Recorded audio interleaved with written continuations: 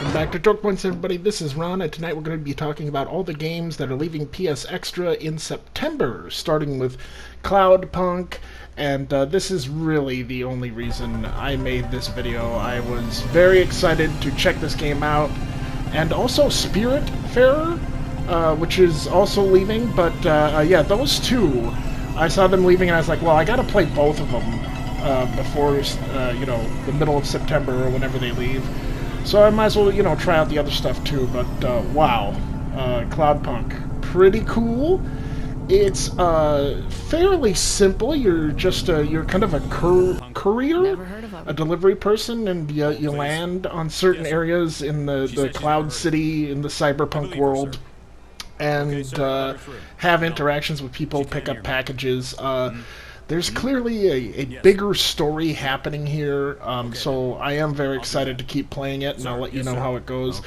These guys, like, look at the character model, and then look at what the person's supposed to look like. I don't know exactly why they did that, because the guard's picture, maybe another time, and then her, and then if you look at her character, it looks nothing like that, and that's every character in this game, but, you know, whatever, no big deal. It's just really cool to look at and play and fly around.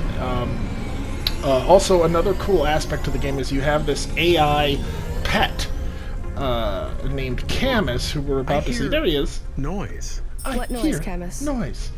Really? Tick tock, tick tock. From the package. I hear it too.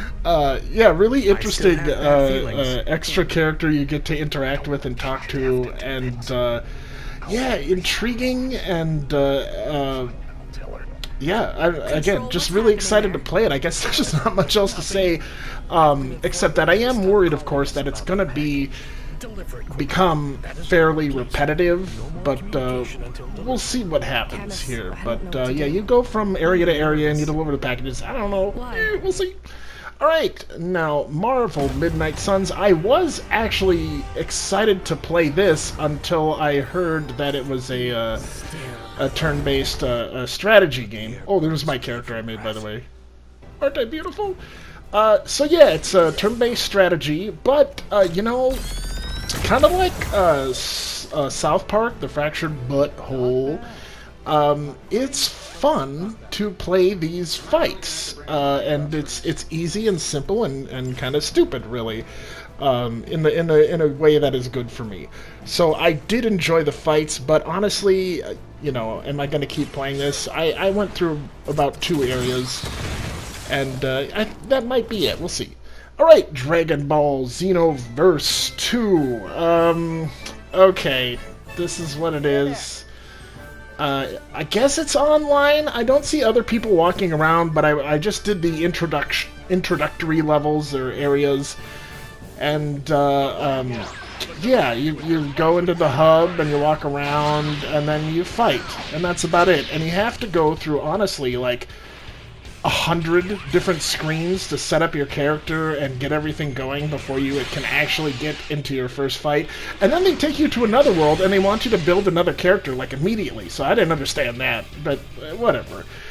Alright, Horizon Forbidden West, and now the first game I've actually played on this list, and yeah, it's a beautiful game. I've said that before, a huge fan of Horizon Zero Dawn. But I did honestly get to a point in Forbidden West with the story, and I won't spoil it for anybody who hasn't gotten there yet, but it has a little twist, and I didn't like that twist, and I was just kind of like, meh, I don't care where this is going anymore. And then the other huge issue is the maneuvering, climbing. Yeah, trying to grab onto things is extremely hard sometimes. Using your glider, you can't always land where you want to. The timing's a little off, and I don't remember if I was just tolerant of the first game because it was new then. But in this game, the climbing sections, along with the story beats, really is what made me decide to quit it. There's this section with the silo where you're just totally lost and climbing around and falling. It's irritating. It's a shame, but alright, Alien Isolation, the other game I have played, and what a great game. I sing its praises all the time. It's so cool just to be in this world and interact with it. Yeah. I don't know why I got so much footage of it, because there's really not much else to say here. This is just a great, wonderful survival horror game. And when you get into it, you will really love this world, and it's totally worth it. It is hard. Ugh, right at that point I said hard. Okay, but it's a hard game, but I got through it, and I loved every minute. Alright, Nier Replicant. This is one that I've always wanted to play, and this, it seems like kind of like with Tiny Tina's Wonderlands, it just arrived maybe 6 months ago, I think, and I was like, yay, I will play it eventually, and then I never did, and now it's leaving, like, suddenly, it seems like. So I am going to try to play this one as much as I can. I really liked what I played of Nier Automata, but then it boots you into the future here. It says 1,000 years in the future, and you're playing as the same characters, so I don't know what's going on here, but I'm going to give it a chance. We'll see what happens. Alright, and Spiritfarer, the other reason I am making this video. I was excited to check this out. You play as a character, and you just appear before death, or Charon? Charon? Is that how you say it? And you become the Spiritfarer. You have to ferry spirits into the afterlife. And what is it, though, is the question. And it's interesting. It's really interesting and beautiful, and lots of weird things going on. Here's me fishing in the jellyfish level. I got stuck there, by the way. That was irritating.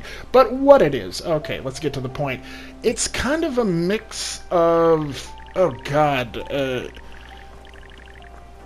I can't say specifically what game I don't want to say Kingdom Two Crowns or anything like that, but you build your area, you build your boat, and you bring in souls, and you make them food, and stuff like that, and, yeah, I don't know.